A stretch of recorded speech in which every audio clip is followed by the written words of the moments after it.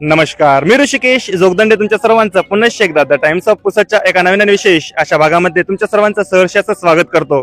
नुकतंच आपल्या पुसद शहरामध्ये सिनेस्टार गोविंदा यांचं पदार्पण झालं आहे।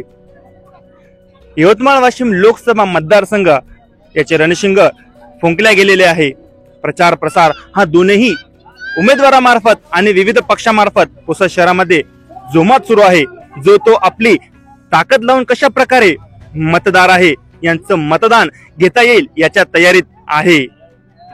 आता जे पुसदचे मतदान महायुतीचे जे उमेदवार आहे राजश्री पाटील यांना कशा प्रकारे मिळायला पाहिजे त्यासाठी पुसद शहरामध्ये सिनेस्टार गोविंदा यांना चक्क पाचारण करण्यात आलेले आहे। नुकतं काहीच वेळापूर्वी आपल्या पुसद शहराजवळील गायमुख नगर येथील जे हेलिपॅड आहे इथं त्यांचं हेलिकॉप्टर लँड झालं आहे। आता यानंतर पुसद शहरामध्ये त्यांची भव्य रोड शो होणार आहे।